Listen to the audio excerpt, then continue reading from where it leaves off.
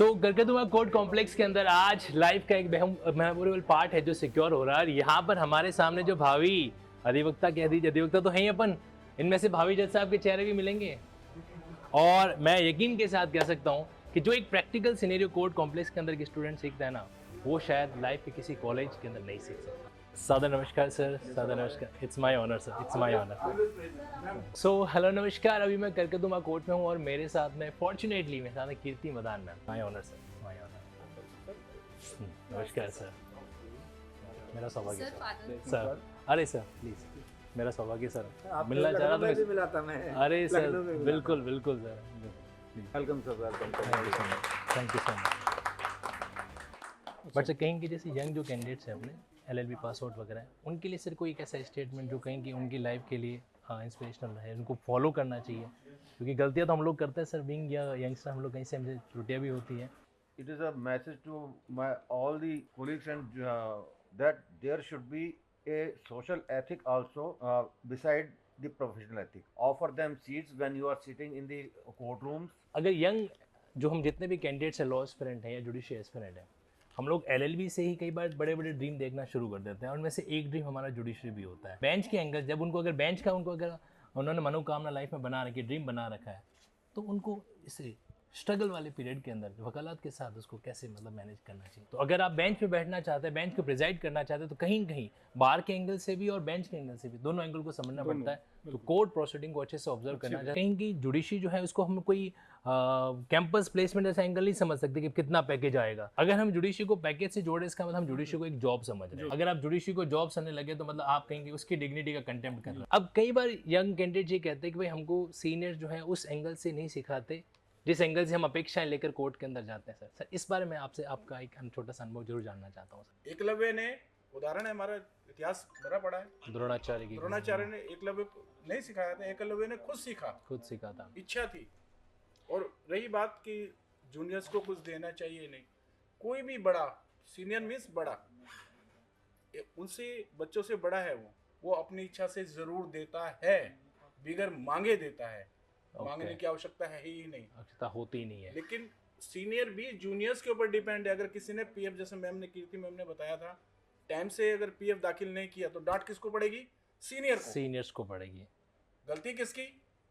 Junior के साथ मैंने तो कर दिया था, अक्सर ऐसा होता है। तो ये तो जब तक प्रॉपर तरीके से आप उस चीज को सीखेंगे नहीं, सीनियर से कुछ लेने की आपके अंदर भूख नहीं होगी, ज्ञान की इच्छा नहीं होगी, अगर सिर्फ शुरुआत में कि भी मुझे पैसे ही चाहिए, तो आप कुछ नहीं सीख सकते।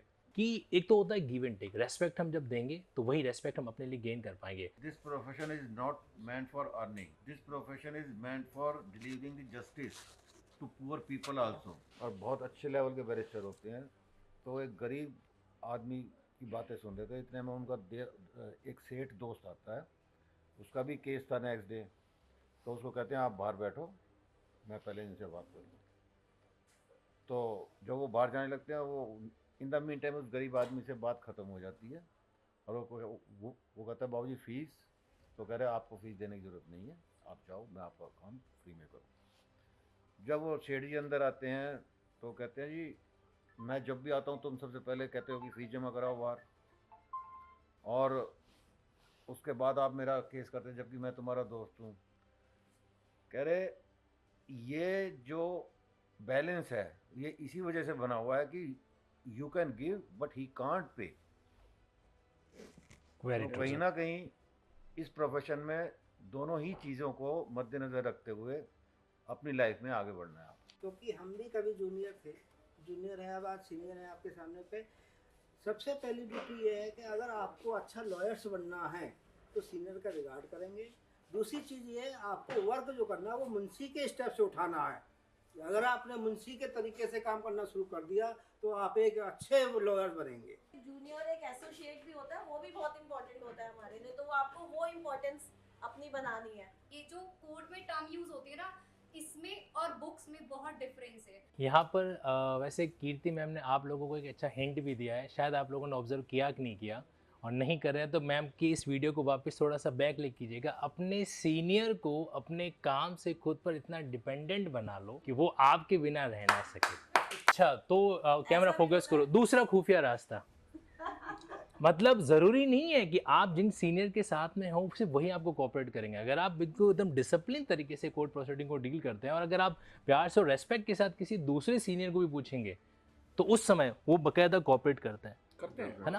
तो मैं सभी से ये कहूँगा कि बहुत सारे दोनों तरफ, यानी कि एक साइड ही देखो, बैलेंस बना के रखो। देखो अगर कहीं बनता है तो उसको रिलीफ भी दो, और कोई डायरेक्शन है, इन्वेस्टिगेशन प्रॉपर नहीं है उसको करो।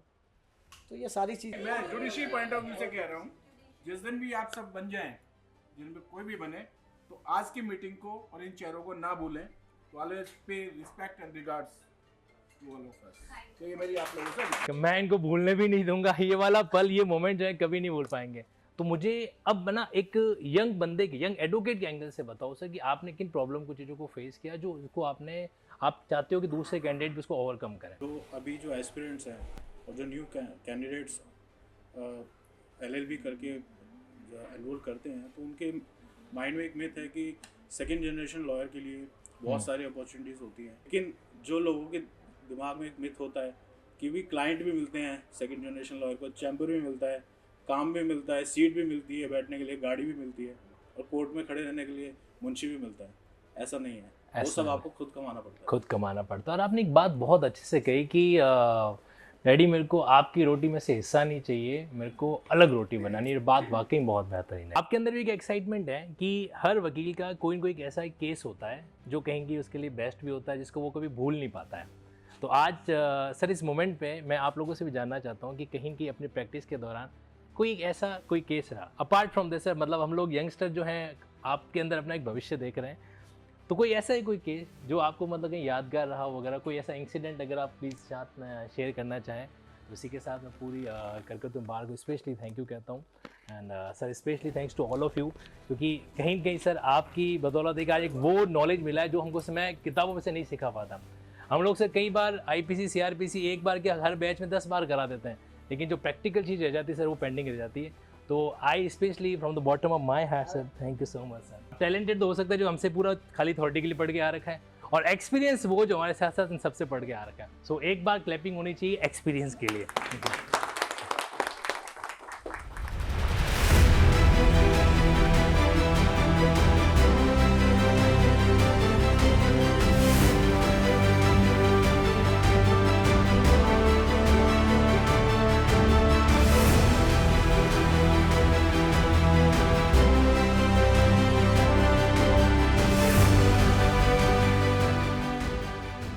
सिर्फ इतना ही कहना चाहूँगा कि शायद इतना भी मैंने अपेक्षित नहीं किया था, लेकिन वाकई में आज सौभाग्यशाली मैं भी हूँ और जितने भी कैंडिडेट इस वीडियो को देखने वाले हैं वो भी हैं, क्योंकि सिर्फ एक नॉलेज नहीं, नॉलेज का ओशन में डुबकी लगा ली है। तो thanks you all of you. So hello नमस्कार, मैं हूं तनसुख पालीवाल। तो कैसा लगा ये वीडियो? मतलब पहली बार ऐसा एक्सपीरियंस हुआ कि दिल्ली के कोर्ट में या भारत के किसी भी कोर्ट के अंदर प्रैक्टिस का जो एंगल है वो थ्योरी से कैसे मैच होता है। और अभी तो ये सिर्फ टेलर वीडियो है। हाँ जी, वापस सुन लीजिए, ये तो सिर्फ टेलर वीडियो है। हर सीनियर एडवोकेट के साथ में जो भी हमारा एक प्रैक्टिकल डिस्कशन हुआ है उसका एक सेपरेट वीडियो लिंकिंग लॉ के इसी चैनल पे 1 by 1 अपलोड है जो होने वाला है। स्टे ट्यून और एक भी वीडियो को मिस मत कीजिएगा। और मुझे कमेंट बॉक्स में ये जरूर बताना कि ये जो इनिशिएटिव है कोर्ट विजिट करते हुए एक प्रैक्टिकल एक्सपीरियंस को गेन करने का, ये आपको कैसा